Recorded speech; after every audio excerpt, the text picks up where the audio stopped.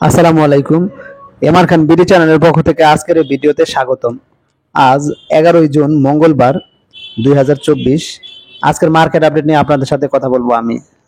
আজ অত্যন্ত দুঃখের সাথে বলতে হয় যে আজও মার্কেটে মোটামুটি ভালো পরিমাণে সূচকের পতন হয়েছে। আজ বাজার পর্যালোচনায় দেখা যায় আজ মঙ্গলবার ডিএসসি প্রধান বা এক সূচক 35.87 পয়েন্ট হ্রাস পেয়ে অবস্থান করছে 5070 পয়েন্টে।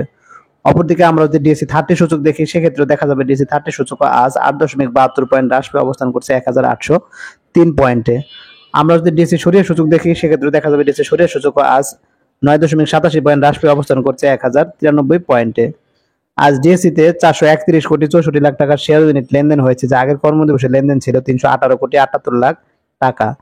আজ ডিএসসিতে লেনদেন হওয়া 394টি প্রতিষ্ঠানের শেয়ার ইউনিট লেনদেন হয়েছে, এর মধ্যে দাম বেড়েছে 49টির, দাম কমেছে 308টির এবং দাম অপরিবর্তিত ছিল 35টি কোম্পানির।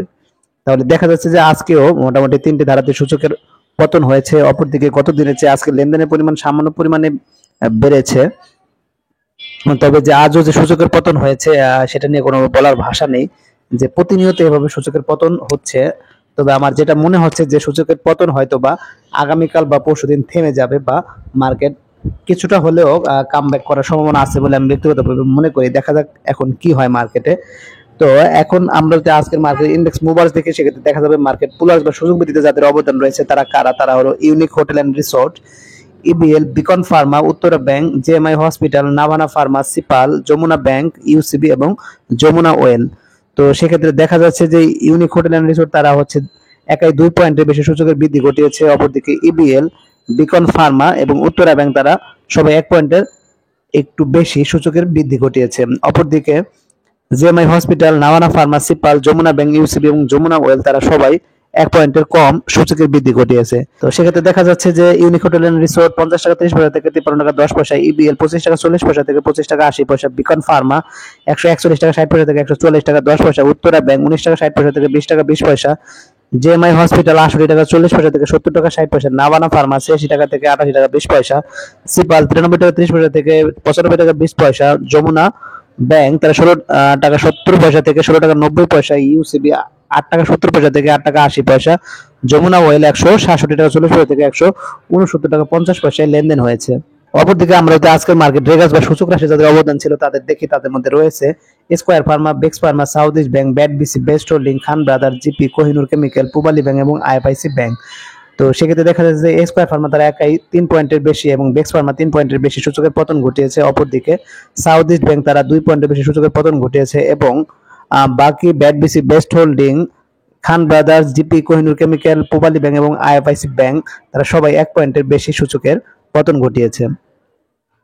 তো সেক্ষেত্রে দেখা যাচ্ছে যে স্কয়ার ফার্মা তারা 199 টাকা 20 পয়সা থেকে 197 টাকা 70 পয়সা, বেক্স ফার্মা 102 টাকা 80 পয়সা থেকে 100 টাকা 40 পয়সা, সাউথ ইস্ট ব্যাংক 10 টাকা 20 পয়সা থেকে 9 টাকা 60 পয়সা, ব্যাট বিসি 323 টাকা 60 পয়সা থেকে 321 টাকা 20 পয়সা, বেস্ট হোল্ডিং 30 টাকা 20 পয়সা থেকে 29 টাকা 40 পয়সা, খান ব্রাদার্স 132 টাকা 40 পয়সা থেকে 128 টাকা 50 পয়সা, জিপি 225 টাকা 40 পয়সা থেকে 223 টাকা 50 পয়সা, কোহিনুর কেমিক্যাল 575 টাকা 10 পয়সা থেকে 560 টাকা 10 পয়সা, পূবালী ব্যাংক 26 টাকা 40 পয়সা থেকে 26 টাকা 10 পয়সা এবং আইএফআইসি ব্যাংক 8 টাকা 50 পয়সা থেকে 8 টাকা 30 পয়সায় লেনদেন হয়েছে।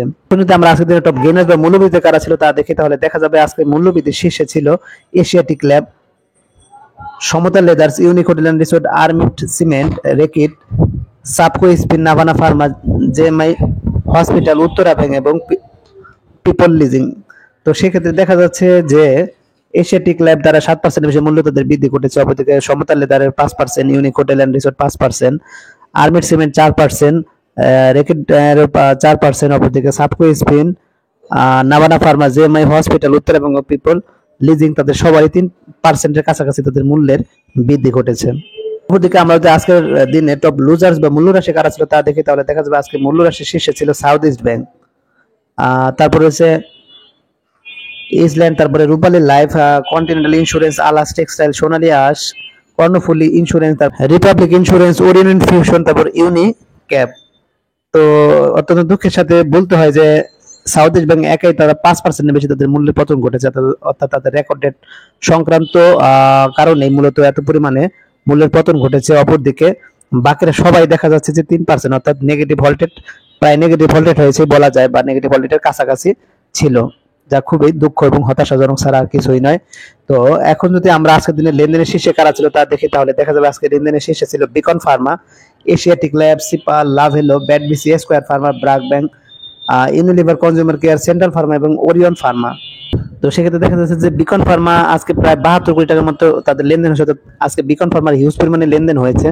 ওদিকে এশিয়াটিক ল্যাব তাদের 18 কোটি টাকার মতো লেনদেন হয়েছে এবং সিপাল বিসের 15 কোটি টাকার মতো লেনদেন হয়েছে। লাভেলো তাদেরও মোটামুটি 13 কোটি টাকার মতো লেনদেন হয়েছে। ব্যাট বিসিও 13 কোটি টাকার মতো লেনদেন হয়েছে। স্কয়ার ফার্মা তাদের 11 কোটি টাকার মতো লেনদেন হয়েছে। ব্রাক ব্যাংক 11 কোটি টাকার মতো লেনদেন হয়েছে। ইউনিলিভার তাদের 10 কোটি টাকার মতো লেনদেন হয়েছে। অপরদিকে সেন্ট্রাল ফার্মা, ওরিয়ন ফার্মা 9 কোটি ও 8 কোটি টাকার মতো লেনদেন হয়েছে। তো এখন আমরা ভলিউমের শীর্ষে কারা ছিল তা দেখি, তাহলে দেখা যাবে আজকে ভলিউমের শীর্ষে চলে এসেছে বিকন ফার্মা। অর্থাৎ বিকন ফার্মা আজকে মোটামুটি বলা যায় যে হিউজ পরিমাণে তাদের লেনদেন হয়েছে। তো দেখা যাচ্ছে ভলিউমে তারা ছিল 50,23,354টি শেয়ারে তাদের লেনদেন হয়েছে। এরপরে রয়েছে যে সেন্ট্রাল ফার্মা, তাদের মোটামুটি 45 লাখের মতো শেয়ার লেনদেন হয়েছে। তারপর হচ্ছে আইএফআইসি ব্যাংক 35 লাখের কাছাকাছি শেয়ারে লেনদেন হয়েছে। তারপর হচ্ছে ব্রাক ব্যাংক 33 লাখের মতো শেয়ারে লেনদেন হয়েছে। এরপর হচ্ছে এশিয়াটিক ল্যাব 32 লাখের মতো শেয়ারে লেনদেন হয়েছে। ফেক ডিল 26 লাখের মতো শেয়ারে লেনদেন হয়েছে। এরপরে ফরচুন 23 লাখের মতো শেয়ারে লেনদেন হয়েছে। সাউথ ইস্ট ব্যাংক তাদের 20 লাখের মতো শেয়ারে লেনদেন হয়েছে। অপরদিকে গোল্ডেনসন এবং মালিক স্পিন তাদের 19 লাখ এবং 18 লাখের মতো শেয়ারের লেনদেন হয়েছে। তো এখন যদি আমরা আজকের দিনের সেক্টর বেস লেনদেন দেখি, তাহলে সেক্ষেত্রে দেখা যাবে যে আজকে খুবই অত্যন্ত দুঃখজনক বিষয় যে আজও যেহেতু সূচকের হিউজ পরিমাণে পতন ছিল, তো আজকে সবগুলো সেক্টরই মূলত খারাপ করেছে, মাত্র শুধুমাত্র ট্রাভেল এন্ড লেজার সামান্য পরিমাণে ভালো করেছে। তো খারাপের যদি দেখি আমরা, সেক্ষেত্রে দেখা যাচ্ছে জুট সেক্টর, তারপরে টেনারি ইন্ডাস্ট্রি সেক্টর, তারপরে হচ্ছে insurance sector, paper and printing, IT sector, এগুলো খুবই বা ইঞ্জিনিয়ারিং সেক্টর খুবই খারাপ করেছে এবং বাকিরাও মোটামুটি বলবো যে খুবই খারাপ করেছে বা ভালো পরিমাণে খারাপ করেছে বলবো আর কি। তো যাই হোক, এখন আমি চলে যাবো আজকের দিনে কিছু গুরুত্বপূর্ণ নিউজে চলে যাব। কোনো কিছুই কাজ করছে না শেয়ার বাজারে। শেয়ার বাজারে কোনো কিছুই এখন আর কাজ করছে না। বিনিয়োগকারীরা এখন আর কোনো আশাতে নির্ভর করতে পারছে না, যে কারণে পতনের তাণ্ডব অব্যাহত রয়েছে দেশের উভয় শেয়ার বাজারে। গত 2 মাসের বেশি সময় ধরে 24-25 অর্থ বছরে বাজেটে গেইন ট্যাক্সের আরোপের খবরে শেয়ার বাজারে চলছে ধারাবাহিক পতনের মাতম। এই সময় প্রধান শেয়ার বাজার ঢাকা স্টক এক্সচেঞ্জের সূচক কমেছে 750 পয়েন্টের কাছাকাছি। গত বৃহস্পতিবার জাতীয় সংসদে উত্থাপিত 24-25 অর্থ বছরে বাজেটে গেইন ট্যাক্স আরোপের কর প্রস্তাব করা হলে বাজারে আরো আতঙ্ক তৈরি হয়, যে কারণ সোমবার উভয় দিন ডিএসসি সূচক পড়ে যায় 132 পয়েন্ট। আজ মঙ্গলবার সূচক পতন হয়েছে প্রায় 36 পয়েন্ট।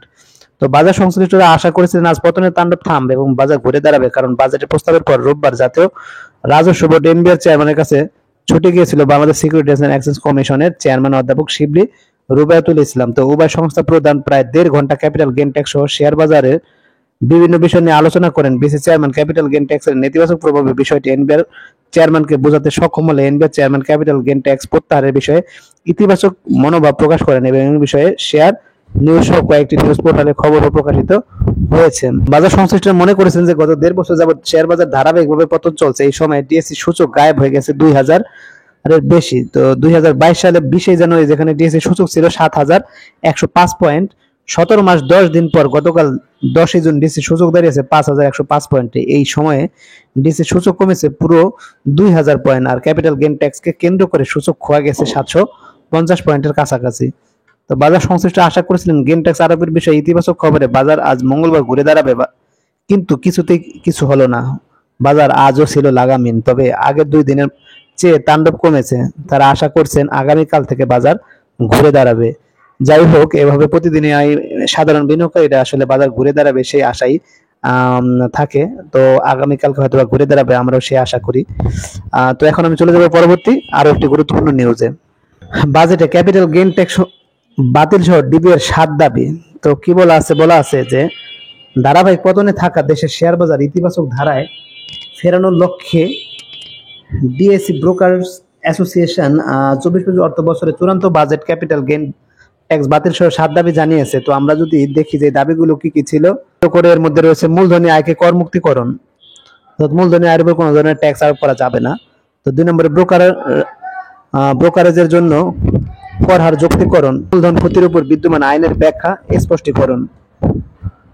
তারপরে আরেকটা বিষয় রয়েছে, এরপর রয়েছে রাষ্ট্র মালিকানাধীন এন্টারপ্রাইজ তালিকাভুক্তির রোডম্যাপ তৈরি করা, অতালিকাভুক্ত সংস্থাগুলির জন্য কর্পোরেট করের হার সর্বোচ্চ, ব্যক্তিগত করের হারের বাহিরে বৃদ্ধিকরণ। এরপরে রয়েছে নতুন বিওআইডির 3 বছরের জন্য করমুক্ত রেখে পরিচালনা অনুমতি প্রদান। তারপর সর্বশেষ তারা যে দাবিটি করে তা হলো মার্জিন লসকে কর ছাড়যোগ্য হিসেবে অনুমতি প্রদান। যাই হোক, তারা যেই 7টি দাবি করেছে এটা অত্যন্ত যৌক্তিক দাবি বলে আমি মনে করি। এই দাবিগুলো যদি মানা হয় তাহলে সেটা অবশ্যই বিনিয়োগকারীর জন্য খুবই ভালো হবে বা মার্কেটের জন্য সার্বিকভাবে ভালো হবে বলে আমি মনে করি। তো কতটুকু দাবি মানা হবে সেটাই এখন দেখার বিষয়। দেখো, এখন আমরা চলে যাব অপর একটি গুরুত্বপূর্ণ নিউজে। ক্যাপিটাল গেইন ট্যাক্সের বিষয়ে আসতে পারে ইতিবাচক সিদ্ধান্ত। তো এই নিউজটিতে যেটা বলা আছে সেটা হচ্ছে বিসিসি চেয়ারম্যান মূলত এনবিআর এর চেয়ারম্যানের সাথে মূলত তাদের একটি বৈঠক হয়েছে। সেই বৈঠকে আসলে ক্যাপিটাল গেইন ট্যাক্স যাতে আরোপ করা না হয় সে বিষয়ে তাদের মূলত দীর্ঘ সময়ে ফলপ্রসূ আলোচনা হয়েছে এবং তারা সেই আলোচনায় যেটা বলেছেন যে আসলে ক্যাপিটাল গেইন ট্যাক্সের বিষয়ে মূলত এনবিআর ইতিবাচক সাড়া দিয়েছে যে আসলে ক্যাপিটাল গেইন ট্যাক্স হয়তোবা আরোপ করা নাও হতে পারে। যাই হোক, এই বিষয়ে দেখা যাক যে ফাইনালি এনবিআর কি মত পোষণ করে। যদি এটা হয়ে থাকে তাহলে অবশ্যই সেটা আমি মনে করি শারীরিকভাবে ভালো, যেহেতু বড় বড় কর্পোরেট প্রতিষ্ঠান এবং বড় বড় যে বিনিয়োগকারী তাদের জন্য এই বিষয়টা ভালো, তারা এই বিষয়টিকে ভালোভাবে নিতে পারেনি। হ্যাঁ, তো দেখা যাক এখন ফাইনালি এনবিআর কি সিদ্ধান্ত দেয়। তো যাই হোক, আজকের মতো ভিডিও আর বাড়াবো না, আজকের মতো এখানে বিদায় নিব। যারা আমার চ্যানেলে নতুন অবশ্যই চ্যানেলটিকে সাবস্ক্রাইব করবেন, লাইক করবেন, কমেন্ট করবেন এবং শেয়ার করবেন। তো সবাই ভালো থাকবেন, সুস্থ থাকবেন। আল্লাহ হাফেজ।